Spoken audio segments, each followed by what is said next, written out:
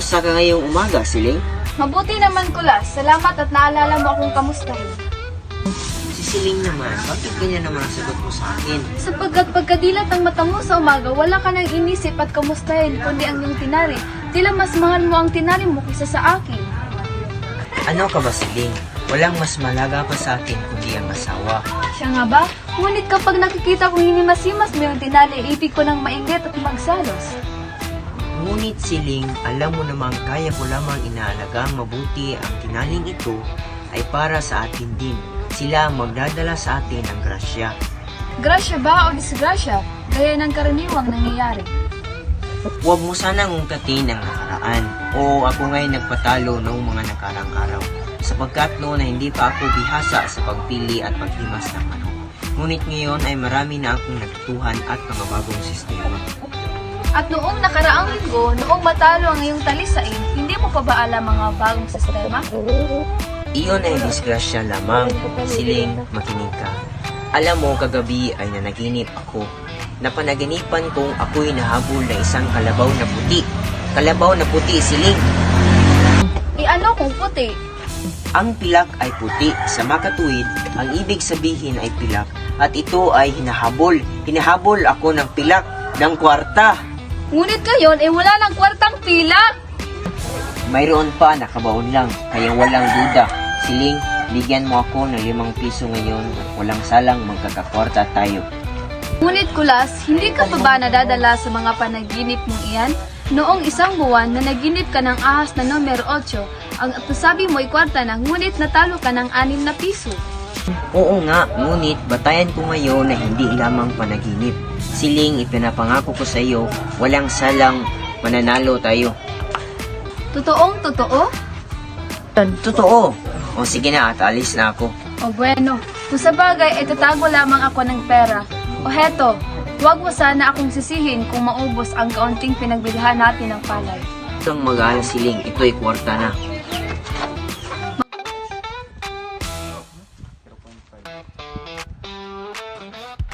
Kumusta ka, Kulas? Tuning, nandyan si Siling. Una na ko kasi nagmamadali ako. Siling, talaga bang? Sandali lang, Shoning, ha? Teban! Teban! Teban! Ano po yun, Aling Siling? O heto, Teban, 5 piso. Nagpunta na naman ang amo mo sa sabungan. Madali, ipusta mo ito. Dali, baka mahuli ka. Ipusta ang 5 piso? Siling, ano ba ito? Ikaw rin ba'y naging sabungera na rin? Si Shoning naman, hindi ako sabungera. Ngunit kapag pumupusta si Kulas, ay pumupusta rin ako. Pumupusta ka lamang sa sabong upang huwag kayong matalo? Siling, ano bang pinagsasabi mo? O bueno, Shoning, halika at maupo ka. Ipaliliwanag ko sa'yo, ngunit huwag mo sana ipaalam kanino. Oo, huwag kang mag-alala sa akin. Alam mo, Shoning, ako'y pumupusta sa sabong upang hindi kami matalo. Pumupusta ka lamang sa sabong upang huwag kayong matalo? Siling, pinaglalaroan mo yata ako. Hindi! Alam mo'y marami kaming nawawalang kwarta sa kasasabong ni Kulas. Nag-aalala akong darating ang araw na magdidildil na lamang kami ng asin. Pinilit kong siya'y pigilin, ngunit madalas kaming magkagalit.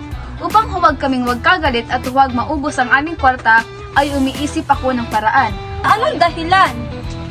Pwes, kung matalo si Kulas at ako naman ay nananalo, at kung si Kulas naman ay nananalo, ako ay matatalo.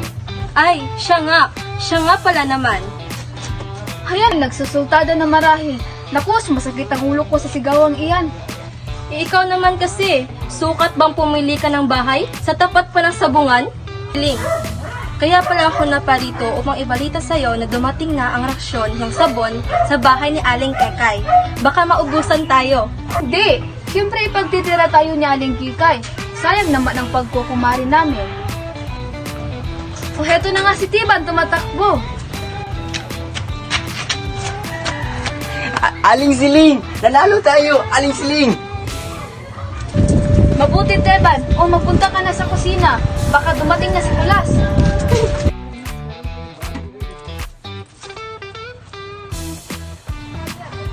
Ano ba, Kulas? Tila hindi ka inabutan ng puti na kalabaw. Huwag mo nang banggitin yan. Talagang malas. Yan ang hirap sa sugal kulas. Walang pinaghahawakan na swerte. Talagang buwisit ang sabong na yan. Hindi na ako muli magsasabong pa. Naway magkakatotoo na sana iyan kulas. O Siling, ipinapangako ko sa iyo yan. Bueno, magpalamig ka muna ng ulo. Punta lamang kami kina Kumaring Kikay para bumili ng sabon.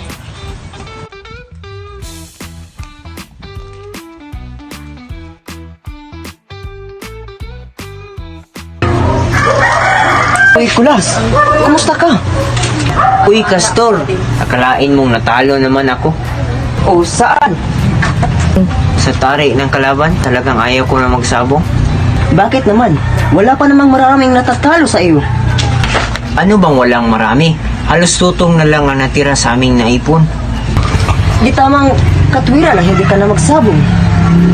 Sapagkat pag hindi ka na nagsabong pa, ay tuluyan ang perdida ang kwartang natalo sa iyo. Samantalang kung ikaw ay magsasabong pa, maaaring makabawi. Hindi, Castor. Lalo lang akong mababaon. Tama si Siling. Ang sugal ay swerte-swerte lamang. Ang sama ng aking swerte. Anong swerte-swerte? Iyan ay hindi totoo. Tignan mo ako, Kulas. Ako hindi natatalo sa sabong. Mano nga lang natigil ka, Castor. Kung hindi sana nakita ang lahat, ang manok mo ay laging nakabitin kung iuwi. Ito si Kulas, oo, natatalo nga ang aking manok, ngunit nananalo ako sa pustahan. Ngunit paano yan, Castor? Taong ito, pumupusta ako hindi sa aking manok, kundi sa kalaban. Eh kung magkataong manalo ang manok mo, Hindi maaaring manalo ang aking manok. Ginagawan ko ng paraan. uy, Castor, huwag mo akong biruin. Masama ang ulo ko ngayon. Ano bang biro, Kulas? Ito'y totoo. At kung di lamang kita kaibigan, abay hindi ko sasabihin sa iyo. Ngunit, Castor, paano mangyayari yan? Talaga bang gusto mong malaman? Aba, oo. Sige, sabihin mo. Oh, bueno. Kunin mo ang isa sa iyong mga tinali at ipapaliwanag ko sa iyo. Kahit ba alin sa aking mga tinali? Oo, kahit alin. Sige, kunin mo. O ito, Castor. Ngayon, kumuha ng isang karayom. Karayom? Oo, karayom. Iyong ipinanahi. Ah, sige.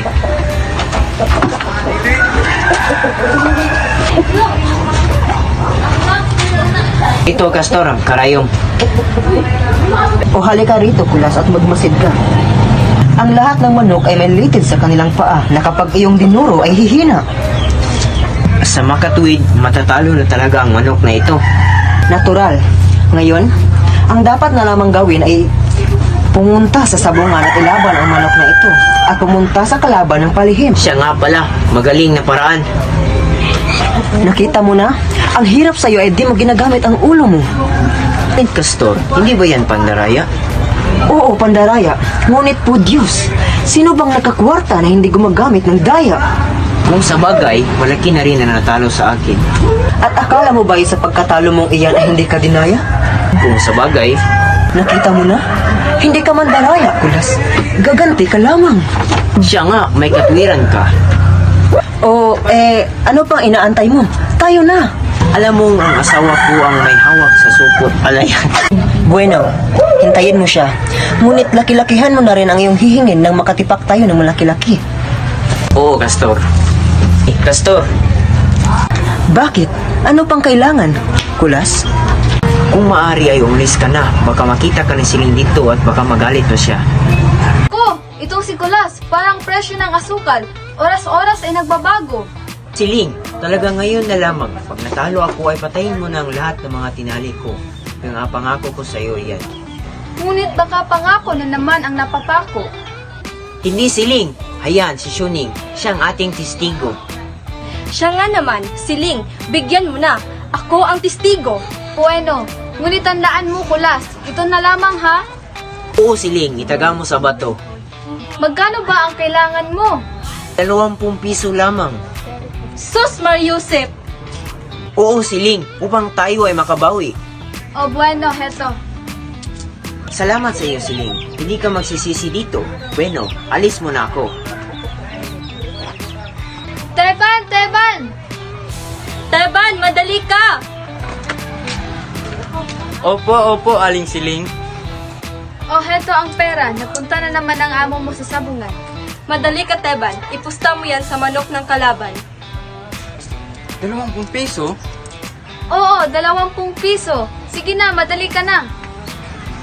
Ito ba itutudo ko? Oo, tudo. Opo na ko. Malaking halaga ito. Imaginary. Ikaw naman, Shuni, bakit mo pa inayunan si Kulas? Hindi bale. Total, wala naman kayo sa pagkatalo. Sa bagay, ngunit hindi lamang kwarta ang aking ipinagdaramdam. Ano pa? Ang iba pang mga masasamang bisyo, Shuni, alam mo namang ang bisyo ay nagbubuntot. Ngunit, nangako naman si Kulas na ito na ang huli. Oo nga, ngunit isulat mo sa tubig ang pangakong iyan. Yan ang hirap sa'yo, Siling. Hindi mo tinitigasan ang iyong loob. Ayan, tila tapos na ang sultada. Sino kaya ang nanalo? Malalaman natin pagdating ni Teban. Siling, mag-iingat ka sa pagtitiwala kay Teban. Huwag kang mag-aalala kay Teban, Shuni, siya'y mapagkatitiwalaan. Siya nga, ngunit iyong tandaan, ang kwarta ay mainit kapag nasa palad ng tao. Huwag kang mag-alala. Natalo. O di bale, nanalo naman si Kulas. Talagang magaan ang paraan mong iyan, Siling. Siya nga. O Siling, bakit ka nalulungkot? Dahil sa nanalo si Kulas. Ano naman kung manalo si Kulas? Kay manalo ka, nasa iyo naman ang kwarta. Oo nga, ngunit ako'y nag-aalala dahil maninikit na naman sa sabungan si Kulas. Ay Siling, talagang napakasama ng aking swerte. Hindi na ako magsasabong kailanman. Ha? Ano ka mo? Talagang buwisit ang sabong na yan. Isinusumpa ko yan. Ngunit Kulas, hindi ba't nanalo ka? Hindi, natalo na naman ako at natudas ang 20 piso. Action. Kulas, huwag mo sana akong ululin. Alam kong nanalo ka. Sino bang nagsabi sa iyo? Bakit ba ako nakinig kay Castor? Kulas, hindi mo ako makukuha sa drama. Isauli mo rito ang 20 piso. Action. Diyos na mawain. Saan ba ako kukuha nito? Teka, baka kaya ikaw, Kulas, ay maroon ng kulasisi at ipinatuka ang 20 piso. Tiling, ano bang kaululan ito? Isinusumpa ko ang 20 piso na natalo. Si Teban, nanggaling siya sa sabungan. Teka, baka si Teban ang kumupit ng kwarta. Siya nga pala. Sinabi ko na sa'yo, huwag kang masyadong magtitiwala. Teban! Teban! Teban! Ano po iyon? Action. Teban, hindi ko akalaing ikaw ay magnanakaw. Magnanakaw? Ako? Bakit po? At bakit pala? Isauri mo dito ang pera. Alin pong pera? 20 piso ang dinala mo sa sabungan kanina. Aba, natalo po eh. Sinungaling. Kung natalo ka, nanalo sana si Kulas. Ha? Ano po? Kung ako'y natalo? Tila bang gumugulo ang salitaan? Teban, pumusta ka ba? Opo. Saan ka nagnakaw ng kwarta? Kay Aling Siling po. Ha? Nagnakaw ka kay Siling? Hindi po. Pinupusta po ako ni Aling Siling. Ganon. Huy, Siling, pinapigilan mo ako sa pagsabong, ha? Ikaw pala'y sumbingerang pailalim. Hindi, Kulas. Pumupusta lamang si Siling sa manok ng kalaban mo. At ako pala kinakalaban mo. Huwag kang magalit, Kulas. Ako'y pumupusta sa manok na kalaban para kahit ikaw ay manalo o matalo, ay hindi tayo mawawalan. Sa makatuwid, kahit pala nanalo ang aking manok ay baliwala pa rin. Siya nga. At kahit na may matalo, ay bali mayroon din. Ako pala'y parang ulol na. Teka, liwanagin muna natin ang 20 piso, Teban. Saan mo dinala ang pera? Siling, ako man ay natalo sa pinupustahan sapagkat sa manok ng kalaban din ako pumusta. Nako! At lalong nag-blackout. Kumusta ka sa manok ng kalaban mo? Oo, alam mong pinilayan ko ang aking tinali. Gusto mong manyupi. Ngunit ngayon ikaw ang magtutiyupi. Aba, wag natawa pa. Siya nga.